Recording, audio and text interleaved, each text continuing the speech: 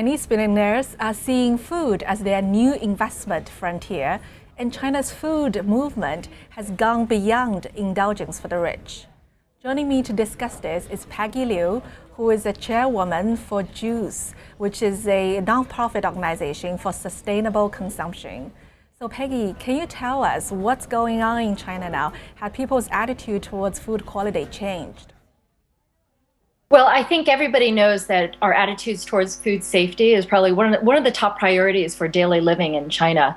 I mean, everywhere you turn in the news, there's some sort of new incident about how can we possibly trust our food supply.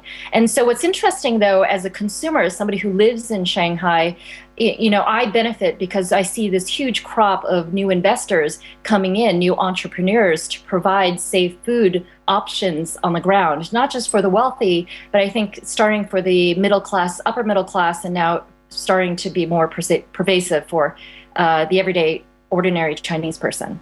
Right. So can you tell me what are the new options available for consumers now? So there was a period when consumers will go for KFC because they think that although it may not be healthy, it's actually safer compared to some local restaurants. I think some people actually think it's healthier to go to some of the multinational companies like KFC or McDonald's because they think that the source of the food is safer, and therefore safer must be healthier. So I have my children who are 9 and 11 sometimes go on play dates where the mothers, native Chinese mothers, will mistakenly take their kids only to McDonald's for food, and not as a treat, but as something that they think is going to make them healthier. And I think that this is one of the myths that we have to try and break in China.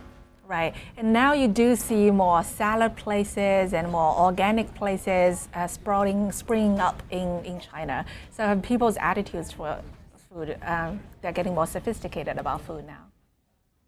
Oh, well, I think that we have a long way to go to change the attitudes. I think awareness about things like obesity rising in China, diabetes rising in China. For example, there was a study that just came out saying 50% of all Chinese are pre-diabetic.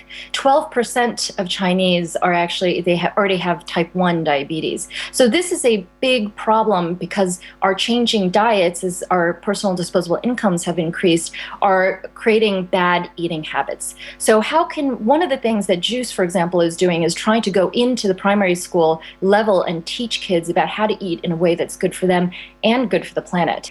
Vegetarian restaurants are becoming much more sophisticated. If you look at JUCCCE, that's, I think, probably the best vegetarian restaurant in the world, not just in Shanghai. So I think that what we're going to see in the next 5 years is organic not just becoming this word that we don't trust in China, but something that may be more on the tip of everybody's tongues and more options for the everyday Chinese person.